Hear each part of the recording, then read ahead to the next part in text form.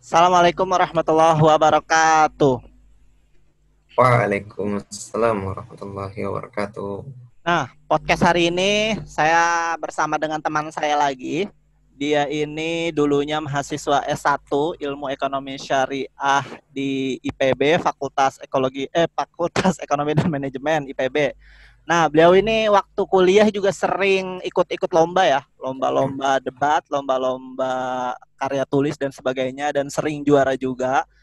Beliau ini waktu kuliah juga adalah ketua formasi FEM IPB tahun 2017.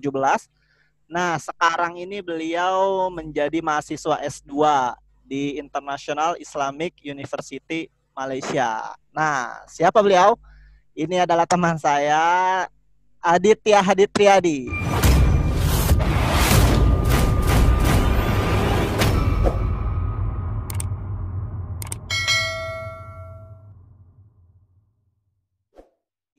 Hai Adit, Assalamualaikum. Hai. Halo, Waalaikumsalam, Fahri.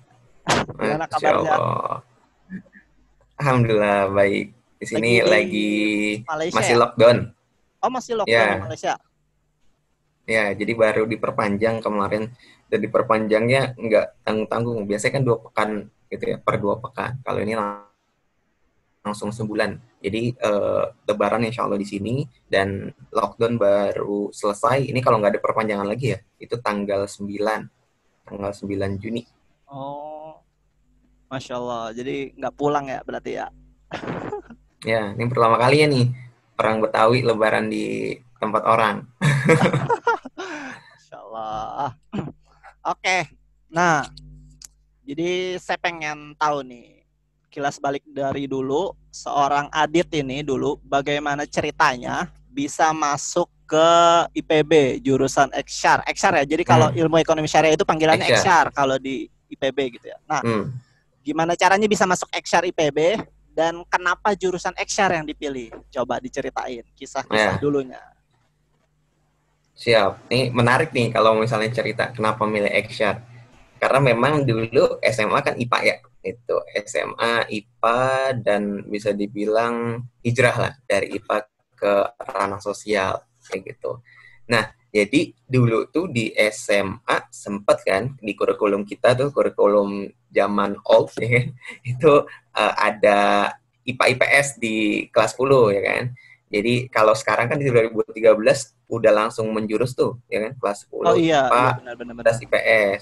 Kalau zaman kita kan dulu itu Ri kan, zaman kita Kelas tuh 10-nya masih IPA umum IPS ya. belajar, nah masih Kelas umum. 11-nya baru Nah udah waktu itu, penjurusan gitu ya. nah Ya, benar baru benar. penjurusan. Jadi flashback dikit ya, zaman-zaman Ah, nostalgia kita dulu iya. SMA gitu. Nah dulu tuh uh, kenal ekonomi pertama kali di kelas 10 tadi dan kenal ekonomi syariah. Padahal di waktu itu ekonomi syariah nggak dijelasin secara rinci sama guru ekonominya gitu. Tapi qadarullah waktu itu Ana dapat kelompok ya kan, tugas kelompok, dan masing-masing kelompok kan dikasih tugas tuh tentang ranah ekonomi, ada yang ekonomi moneter, fiskal ya kan. Nah, kelompok Ana qadarullah dapat ekonomi syariah ya kan. Nah, dari sana mulai muncul ketertarikan, asik juga nih belajar ekonomi syariah. Dan alhamdulillah sih waktu SMA kelas 10 itu nilai ekonomi Ana lumayan bagus lah gitu, bisa dibilang hampir paling bagus daripada nilai lainnya. Nah, tapi akhirnya pas kelas 11 sempet tuh bingung kan, nih gimana nih mau lanjut ekonomi, lanjut IPS atau lanjut IPA ya kan. Nah, sampai akhirnya milih lah gitu, karena misalnya IPS cuma sukanya ekonomi doang, yang lain nggak suka tuh, jelek-jelek semua tuh, kayak sejarah, sosiologi, sama apa lagi ya, satu lagi ya, geografi ya Geografi. kan, nah itu jelek-jelek semua. Ya udahlah IPA aja gitu. Nah, tapi tak tadi tetap ya kan jiwanya itu masih senang ekonomi ya kan. Nah, sampai akhirnya kelas 12 nih dia cerita uniknya. Kelas 12 itu bingung kan mau milih jurusan apa nih buat kuliah ya kan. Sempat kepikiran, senangnya kan sebenarnya hitung-hitungan gitu ya, logika ya. Jadi sempat kepikiran matematika atau enggak statistik ya. Tapi bingung kalau matematika nanti gimana prospek kerjanya kan. Itu sampai akhirnya kepikiran tuh, oh iya, ini ekonomi seru juga nih ya kan, ekonomi syariah.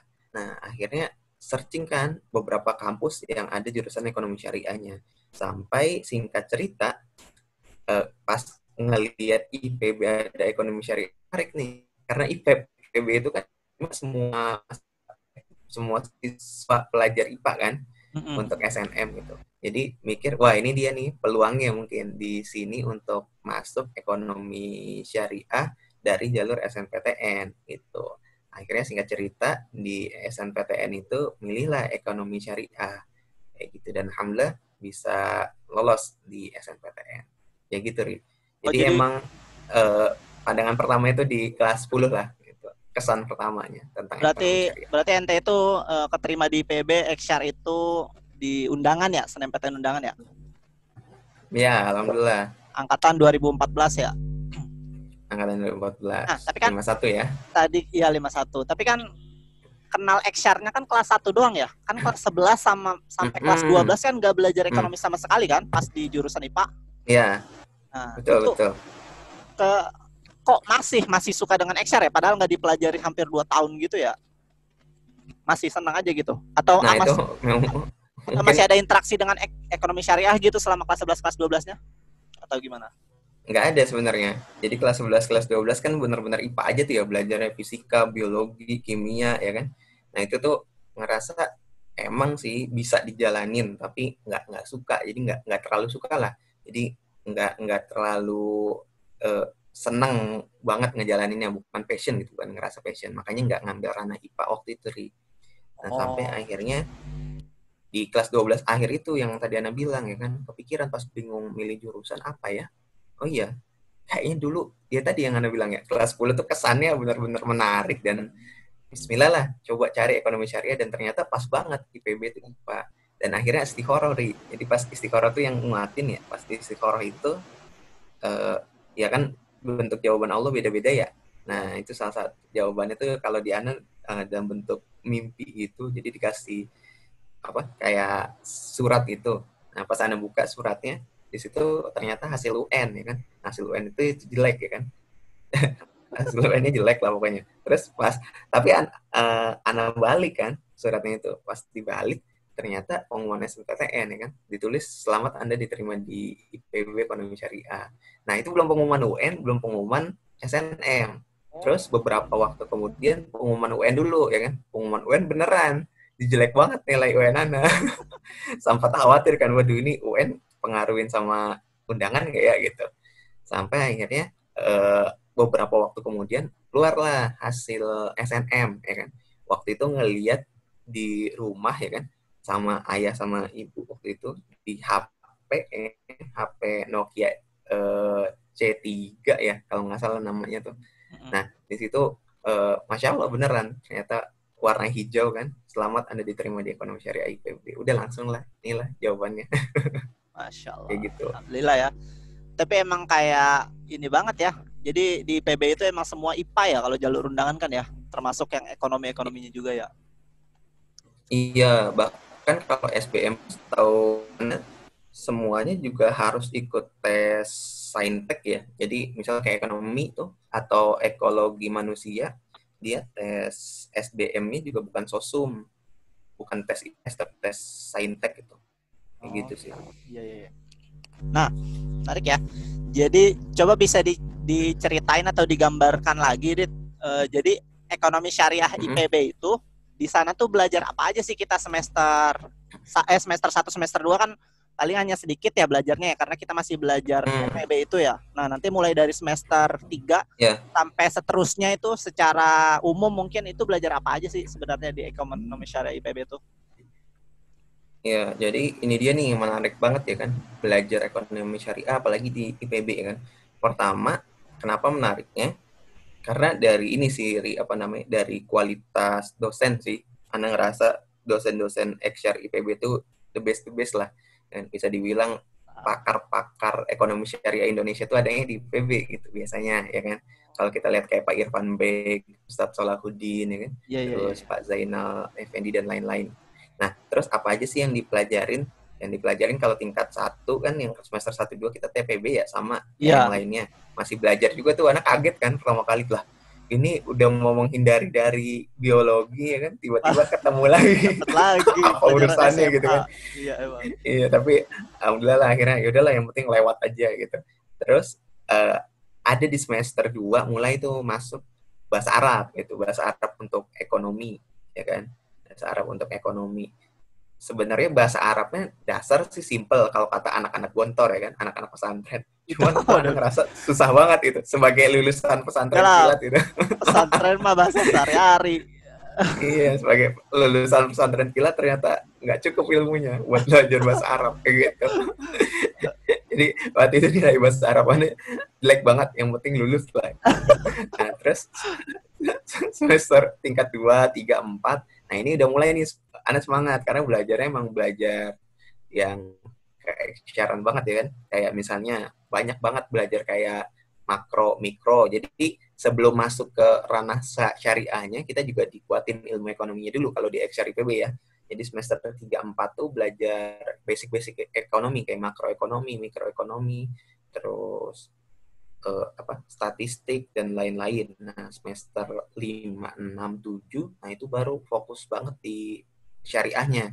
Kayak misalnya makroekonomi syariah, mikroekonomi syariah, ekonomi pembangunan syariah, Ziswaf gitu. Terus juga ilmu waris juga dipelajarin gitu. Jadi secara umum sih, karena kan memang tadi ya, kan ada juga kampus yang ada jurusan ekonomi syariah, ada yang perbankan syariah, ada yang bisnis syariah, akuntansi syariah. Nah, ekonomi syariah itu general semua itu gitu. Nah, kalau di ekonomi syariah sendiri kayak ada bidangnya lagi nggak sih di dalamnya nih? Kayak aneh kan di fisika tuh ada fisika teori, fisika eksperimen. Nah, di ekonomi syariah ada bidang-bidangnya lagi nggak sih kalau di IPB itu? Nah, kalau sekarang belum secara resmi sih, kan kalau misalnya tadi di fisika ada bidang-bidang apa ya, kayak spesialisasi atau ya buat tingkat akhir lah ya kan. Ya, gitu Nah, buat. kalau di konsentrasi ya namanya konsentrasi. Nah, kalau di ekonomi pembangunan ESP juga ada kayak misalnya moneter, fiskal, kebijakan publik, ekonomi politik itu ada. Tapi kalau di XR IPB itu belum gitu. Karena kan XR baru nih ya, baru tahun 2010. Jadi memang kondisinya belum terlalu siap untuk dosennya gitu. Dosen dalam artian dosennya masih terbatas gitu. Jadi belum ngebuat konsentrasi. Jadi semuanya masih tetap sama, ya kan? Terus nanti tinggal konsentrasinya di skripsinya aja gitu. Nah, biasanya konsentrasi di skripsinya ada konsentrasi ke Islamic Social Finance. Ini di SWAF ya, zakat infak sedekah wakaf. Terus ada lagi di bidang perbankan syariah, ada bidang lembaga keuangan mikro syariah. Terus ada lagi di bidang apa ya? eh, ekonomi pembangunan syariah juga ada gitu. Waktu itu anak ngambil akhirnya lembaga keuangan mikro syariah fokusnya gitu. Karena nyesuaiin sama dosen juga, salah satu konsentrasi beliau di sana. Nah, tadi emang XR ada di mana aja, Dit? Selain di IPB? Jadi XR ini sekarang udah banyak banget kampus-kampus yang bikin jurusan ekonomi syariah. IPB itu kampus negeri kedua, PTN kedua dari Dikti ya, yang ngebuat jurusan ekonomi syariah. Yang pertama itu UNER. Jadi UNER tahun 2007 kalau nggak salah. Nah, IPB 2010. Habis IPB muncul di UI 2012 kalau nggak salah. Terus sekarang udah ada di Unpad, udah ada di Undip, dan bahkan Unan, Anda dengar tahun depan baru mau buat jurusan ekonomi syariah. Terus juga kampus-kampus negeri sekarang lagi berlomba-lomba nih bikin jurusan ekonomi syariah. Karena memang tadi kebutuhannya tuh besar. Tapi kalau misalnya kampus-kampus agama ya, kayak UIN, ya kan, itu emang udah lama banget mereka. Nah, bedanya antara ekonomi syariah di UIN sama di kampus-kampus tadi tuh yang di Dikti ya, kampus negeri PTN di Dikti, di UIN tuh lebih fokusnya konsentrasi ke syariahnya. Jadi kayak misalnya fikih, terus juga dalilnya, ya kan, teori-teorinya fatwa. berarti. Nah, mereka nah kalau di IPB yang Anda tahu persentase antara materi syariah dan materi ekonominya itu 70/30. Jadi ekonominya 70%, syariahnya 30%. Jadi memang beda nih kalau yang di IPB itu lebih didorong untuk jadi tadi praktisi-praktisi yang Iya. siap gitu, kayak gitu sih. Oke, jadi XR kayaknya makin tren aja ya nanti ke depannya juga makin berkembang terus sepertinya ya. Ya insya Allah, karena kan sekarang ya ini dia bisa dibilang salah satu hal yang positif ya. Jadi banyak yang latah syariah gitu. Walaupun akhirnya ya walau alam ya mereka pengen gitu apa karena emang semangat untuk menyebarkan syariah atau emang karena bisnis aja gitu. Karena sebenarnya kalau misalnya antum tahu, karena pas di sini di Malaysia tuh kan banyak ya akhirnya terbuka tuh info dari negara-negara lain. Nah, kayak misalnya Korea Selatan, itu mereka juga ada pusat syariahnya, Jepang, terus juga Thailand, ya kan? Itu mereka lagi ngebuat nih industri syariah. Bahkan orang Korea Selatan itu datang ke Prof. Irwandi Jaswir, tahu alumni IPB, alumni Fateta IPB, beliau sekarang dosen di IUM. Nah, itu datang ke beliau kan pakar halal dunia ya, datang ke beliau, terus minta tolong sertifikasi halal tanah itu. Jadi bingung kan profnya itu, ini ngapain tanah disertifikasi halal ya, tanah udah dasarnya halal ya kan gitu. Kata orang Korea ini, enggak kok, saya pengen memastikan aja tanah ini nggak pernah dilewati babi, anjing gitu. Gitu-gitulah. Nah, jadi sekarang syariah emang jadi lifestyle sih, ya kan. Trennya alhamdulillah positif. Cuma tadi ya kan kita kadang suka ini aja, suka apa ya, bisa dibilang ngelihatnya gimana ya, kalau ternyata teman-teman yang non-muslim justru lebih semangat dalam ngembangin ekonomi syariah, industri syariah ketimbang yang kita di sini yang muslim gitu. Semoga nanti bermunculan lah adit-adit baru ya yang semangatnya. Amin. Tapi nggak harus ekonomi syariah juga, Ri. Jadi yang Prof. Irwandi Jaswir itu, beliau ini saintis banget, ya. Antum juga kan antum fisika ya. Nah, beliau tuh background Fateta kan, terus juga ya neliti lab lah, lebih ke lab gitu. Jadi kayak neliti gimana halalnya penyembelihan, kayak hal kayak gitu juga kan perlu tuh orang-orang saintis ya kan. Gitu. Itulah kolaborasi. Iya. Nah, sekarang ngebahas waktu ente kuliah nih. Jadi selama ente kuliah itu, ente itu aktif di organisasi banyak ya, sampai menjadi ketua formasi. Bisa diceritain nih, kita ngebahas formasi dulu. Jadi formasi itu apa, kerjaan yang ngapain, itu organisasi apa, dan kenapa ente bisa jadi ketua di situ. Silakan. Ya, jadi ini menarik ya. Jadi dulu tingkat 1, anak tuh ya kayak maba-maba lainnya ya, nyoba banyak organisasi ya kan. Iya, ikut ini, ikut itu. Ya. Tapi ikutnya di ranah-ranah agama juga. Kayak misalnya dulu anak daftar demos ya kan, aktif demos ya kan, antum juga. Terus juga aktif IKMT, rohis kelas. Bahkan anak dulu daftar LDK ya kan, lolos. Akhirnya ngundurin diri tuh sebelum pelantikan gitu. Karena ini sama aja ya. Terima kasih sudah menonton, semoga videonya bermanfaat. Jika dirasa video ini dapat membantumu, boleh banget kamu share ke semua sosial mediamu. Siapa tahu dapat membantu orang lain juga. Jangan lupa like, comment, and subscribe. Dadah!